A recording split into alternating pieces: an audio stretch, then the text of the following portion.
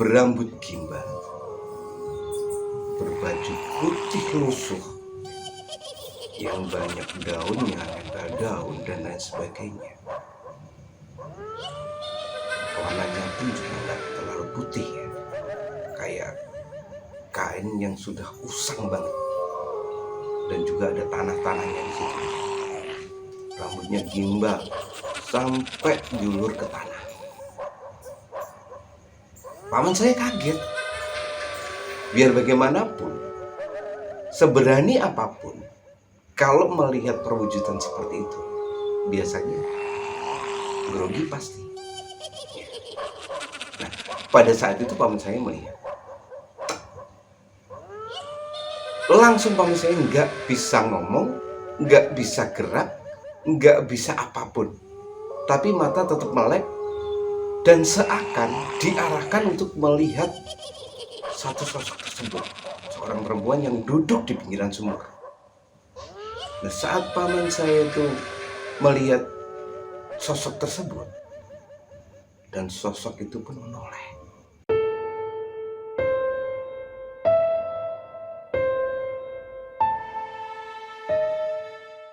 Halo, assalamualaikum warahmatullahi wabarakatuh.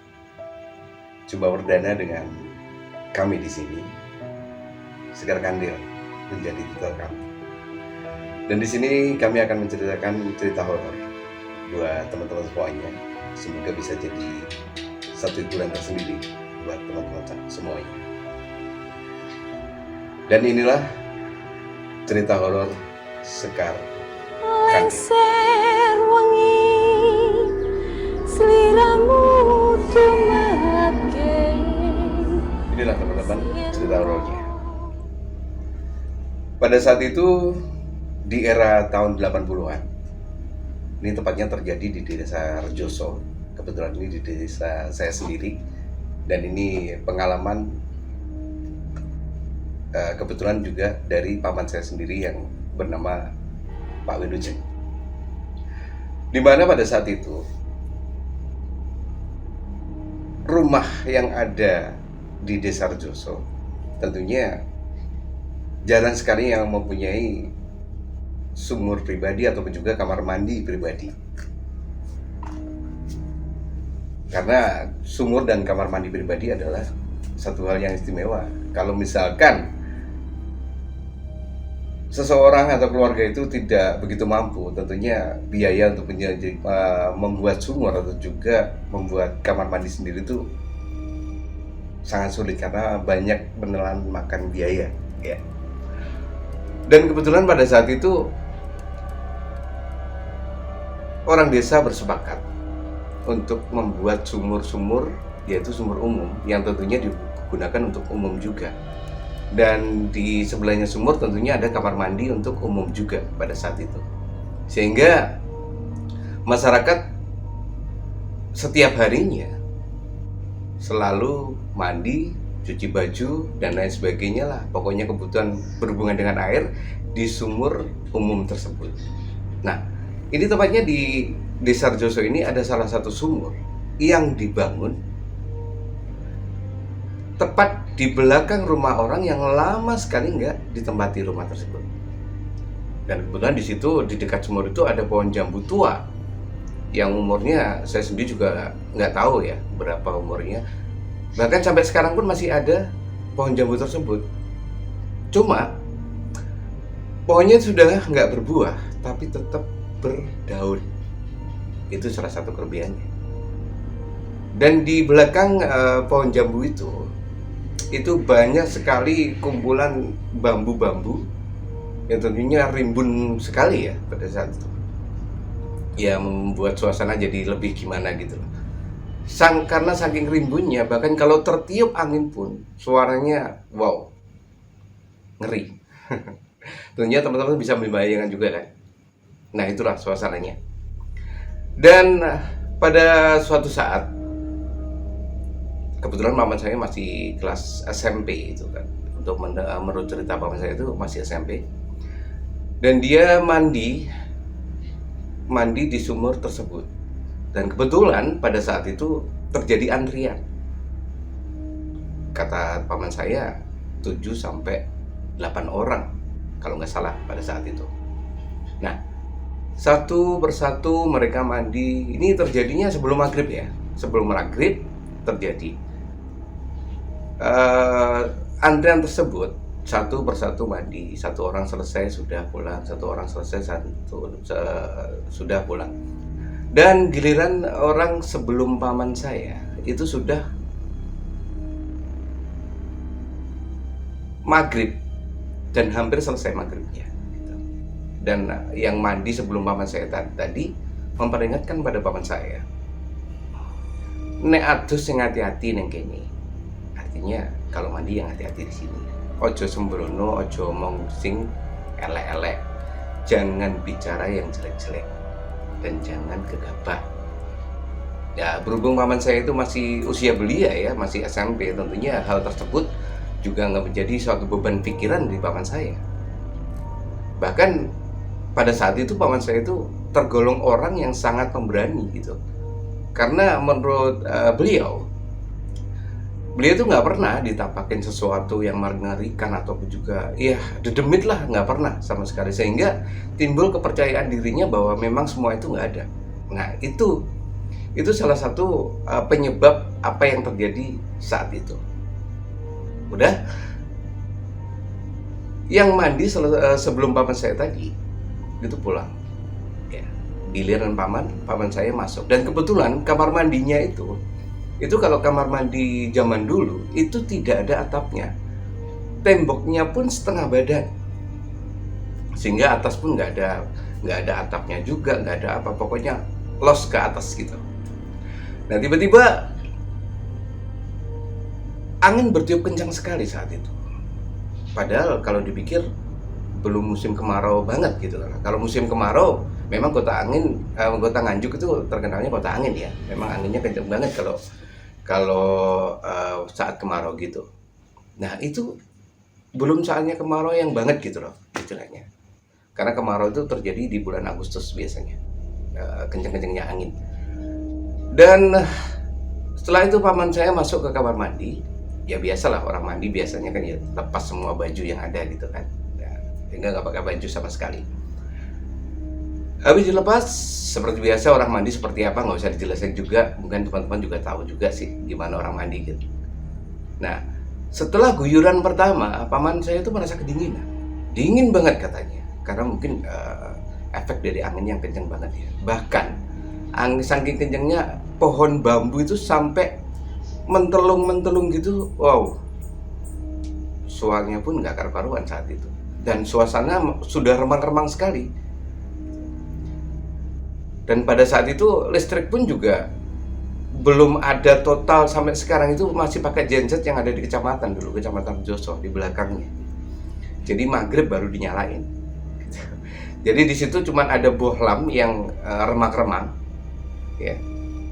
Itu pun terletak di agak jauh dari sumber tersebut. Nah, paman saya juga nggak berpusing, kalau mandi aja juga, langsung kebuyuran pertama merasa dingin, cuek aja paman saya saat itu.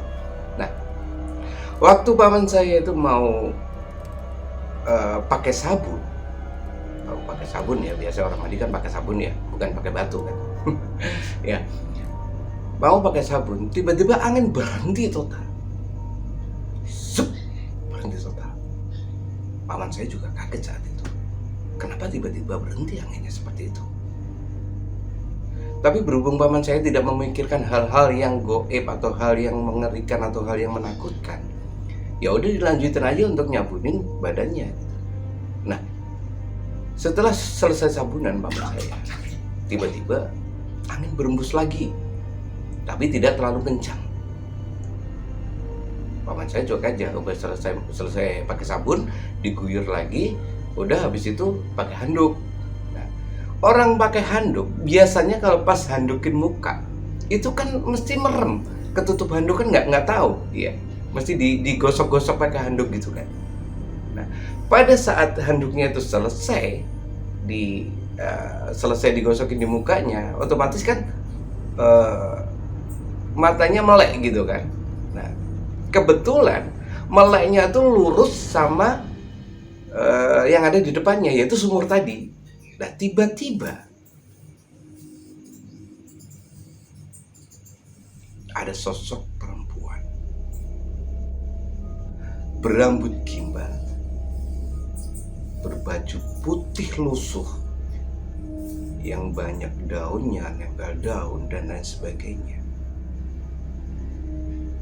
Warnanya pun juga nggak terlalu putih ya, kayak kain yang sudah usang banget, dan juga ada tanah-tanahnya di situ di kainnya. Rambutnya gimbal sampai julur ke tanah. Paman saya kaget. Biar bagaimanapun, seberani apapun, kalau melihat perwujudan seperti itu, biasanya grogi pasti. Ya. Nah, pada saat itu paman saya melihat, langsung paman saya nggak bisa ngomong, nggak bisa gerak, nggak bisa apapun, tapi mata tetap melek dan seakan diarahkan untuk melihat satu sosok tersebut, seorang perempuan yang duduk di pinggiran sumur. Nah, saat paman saya itu melihat sosok tersebut, dan sosok itu pun menoleh. Kalian tahu apa? Wajahnya seperti apa? Matanya sebesar lepek kopi,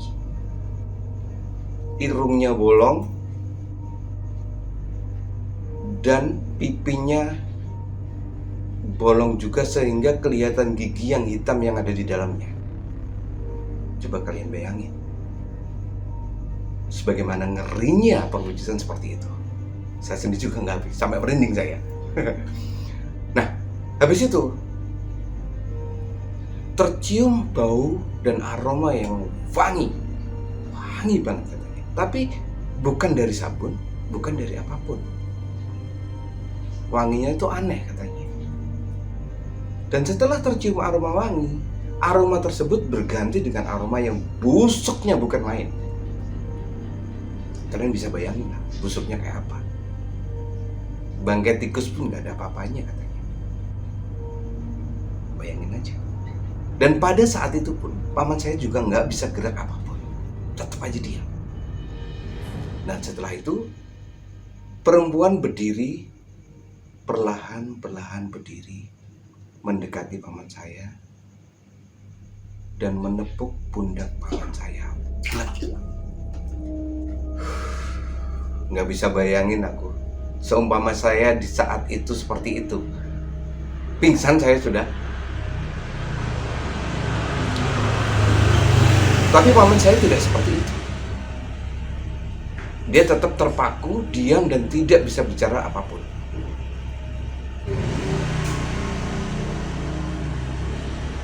Setelah perempuan itu mendekat dan menepuk pundaknya paman saya, perlahan perempuan itu menjadi transparan akhirnya terbang dan menghilang. Nah, saat itu juga paman saya langsung pingsan di tempat itu juga tanpa pakai sehelai benang pun karena belum sempat pakai baju setelah mandi tadi. Dan selang beberapa waktu, orang tuanya paman saya itu yang pasti bertanya-tanya, ini pamitnya mandi kok nggak pulang-pulang? Ini kemana anak ini? Nah, setelah beberapa waktu, orang tuanya paman saya tadi, salah satunya yaitu bapaknya, itu menyusul, dan kebetulan nggak begitu jauh dari rumahnya, menyusul ke sumur tersebut. Nah, ternyata sampai di situ, bapaknya paman saya itu kaget banget. Karena apa? Karena si paman saya tadi udah tergeletak di dalam kamar mandi tanpa sehelai benang. Langsung saja ya, nggak perlu pikir panjang, kalau namanya anak ya, dalam keadaan seperti itu bagaimana orang tua nggak panik. Langsung anak itu, paman saya itu diangkat sama bapaknya, dibawa pulang. Nah, kebetulan banyak tetangga yang tahu karena memang belum terlalu malam, baru selesai maghrib. Ditanya ini itu kenapa dan lain sebagainya. Tapi bapak paman saya itu nggak bisa jawab apa-apa karena sangat paniknya melihat anaknya seperti itu. Setelah nyampe rumah, tentunya kabar itu cepat sekali ya. Kalau di kampung biasanya kalau ada sesuatu gitu langsung tes tes tes tes. Wow, cepat banget nyebarnya. Dan tiba-tiba sampai rumah pun penduduk pada datang, tetangga pada datang, semua pada datang, tanya kenapa, kenapa, dan kenapa. Yang hanya bisa jawab, bapaknya paman saya tadi cuma bisa menjawab, aku ora ngerti, wong ujuk-ujuk tak delok wis semaput ning kamar mandi. Artinya saya nggak tahu, tiba-tiba kok sudah nggak sadar di kamar mandi. Nah, setelah itu bapaknya paman saya itu coba memegang kening paman saya tersebut. Ternyata panas sekali saat itu, katanya panas banget. Kalau sekedar demam itu panasnya nggak sebegitunya, itu panas sekali. Nah, berhubung tetangga itu tadi kan banyak yang ngumpul ya, tentunya ada yang punya pikiran ini itu, dan salah satu tetangga yang kumpul tadi, salah satunya bilang, Mbak Sum ngundang Wilujeng ketempelan. Nah, artinya Mbak Sum nanti Wilujengku kesurupan, seperti itu. Nah, bapaknya Pak Wilujeng itu, bapaknya paman saya itu baru ngeh. Nah, saat itu ada yang nyaranin untuk manggil paranormal. Ya, kebetulan pada saat itu tetangga desa yang ada itu namanya Mbak Somen. Itu terkenal juga itu. Terkenal untuk masalah seperti itu gitu. Berhubung dulu tuh juga belum banyak ya kendaraan bermotor itu. Yang banyak tuh sepeda gitu ya. Sehingga salah satu warga berinisiatif untuk manggil Mbak Somen tersebut. Nah, setelah beberapa waktu dipanggil, terus Mbak Somen pun dibonceng dan sampai ke rumah. Sebelum nyampe rumah, baru masuk di depan pintu, paman saya itu udah sadar dan melotot ke arah Mbak Somen sambil berteriak apa? Minggat toh! WHP mapor ini. Pergi! Kamu mau apa kesini? Begitu bilangnya. Sentak semua orang kaget. Karena semula itu nggak sadar, tiba-tiba bangun dan berteriak seperti itu. Seakan-akan tahu kehadirannya si paranormal itu. Dan Mbak Somin pun nggak pikir panjang, langsung masuk ke rumahnya dan minta segelas air putih. Nggak tahu dibacain apa-apa gitu. Kemudian dioleskan di keningnya.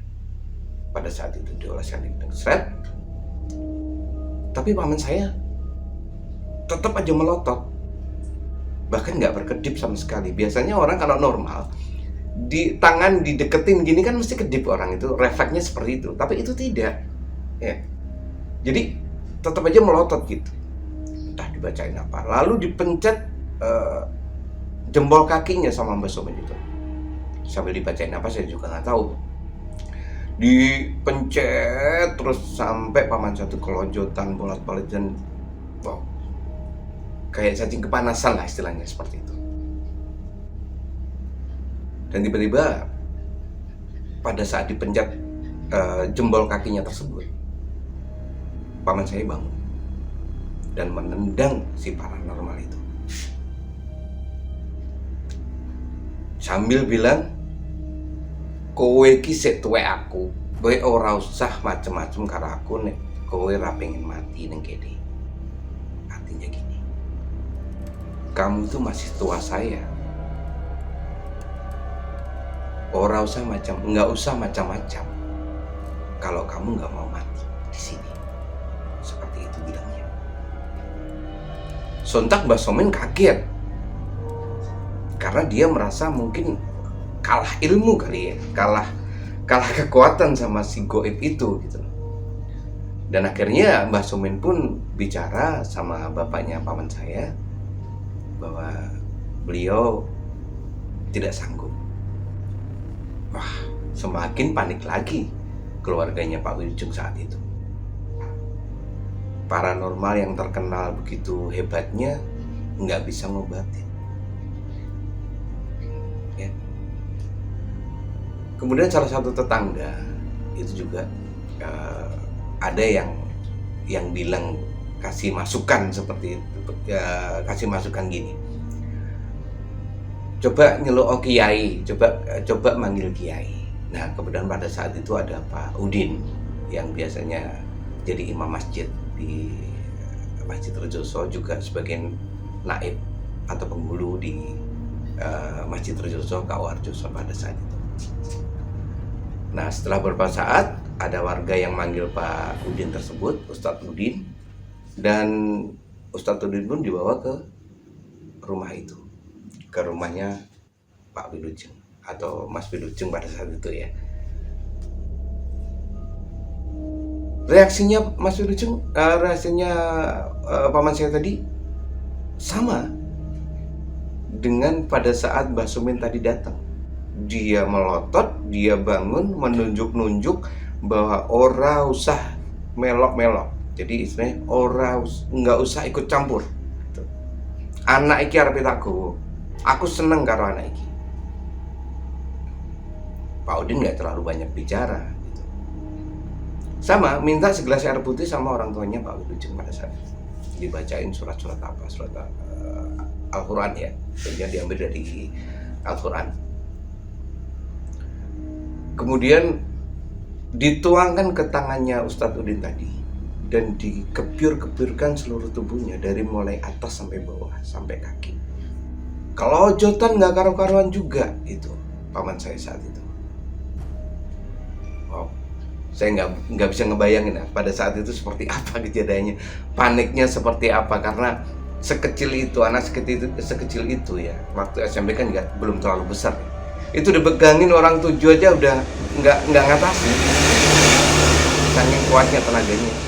Nah setelah dikebyur-kebyurkan lewat jarinya tangannya Pak Ustadz Udin tadi, perlahan sambil dibacain surat-surat suci, ayat suci Al-Quran sama Ustadz Udin tadi, keadaan paman saya menjadi sedikit tenang, diam, dan akhirnya bisa tertidur. Subhanallah. Setelah semuanya tenang, Pak Udin bicara sama bapaknya paman saya tadi ya, menjelaskan bahwa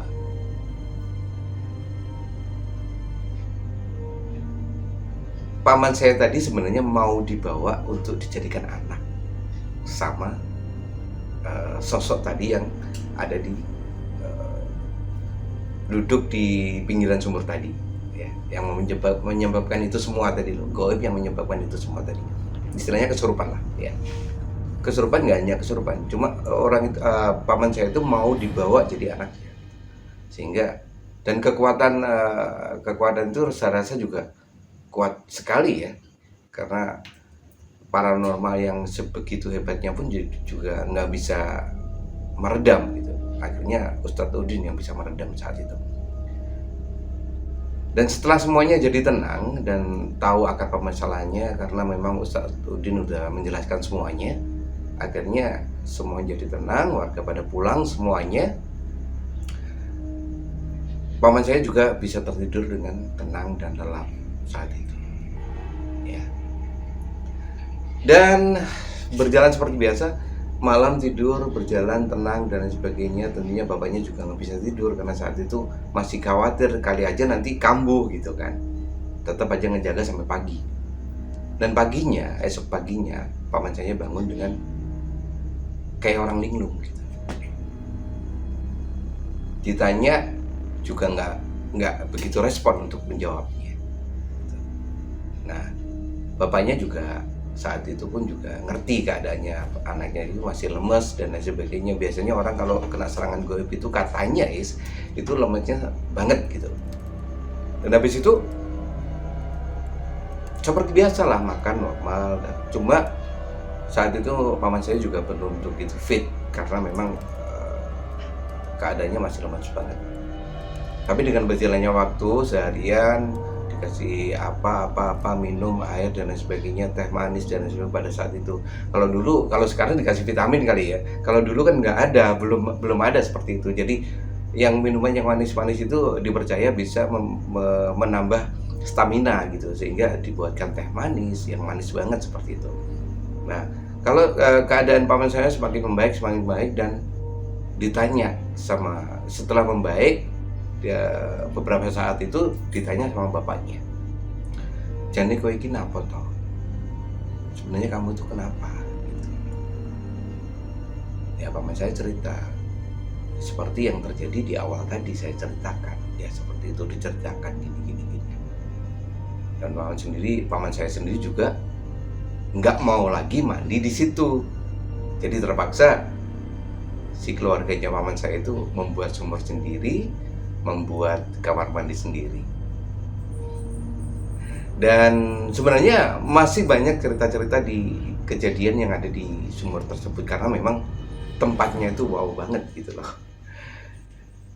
Suasananya itu serem, banyak pohon-pohon besar, pohon-pohon bambu juga banyak di situ sehingga menambah suasananya jadi luar biasa lah di situ. Tapi pada saat itu berhubung semuanya itu umum dan nggak ada kamar mandi, ya udah antri di situ. Makanya dulu tuh banyak orang yang mandi sebelum maghrib. Jadi setelah maghrib udah nggak ada lagi orang mandi di situ, takut semuanya. Itu terjadi lama sekali. Nah, begitulah ceritanya. Dan semua kembali normal. Keluarganya Bapak Wilujeng itu jadi punya kamar mandi sendiri, punya sumur sendiri gitu. Dan begitulah teman-teman, cerita saya. Mungkin dengan cerita singkat ini bisa menambah hiburan tersendiri buat teman-teman semuanya. Jangan lupa subscribe-nya, juga dukungannya, juga kritiknya buat kami yang masih belajar ini ya. Jadi saya mohon dukungannya semuanya dari teman-temannya. Semoga dengan apa yang saya persembahkan di kesempatan malam hari ini bisa menjadi satu tontonan yang lebih segar buat teman-teman semuanya. Baik teman-teman, saya kira sampai di sini dulu. Salam dari Sekar Kandil. Assalamualaikum warahmatullahi wabarakatuh.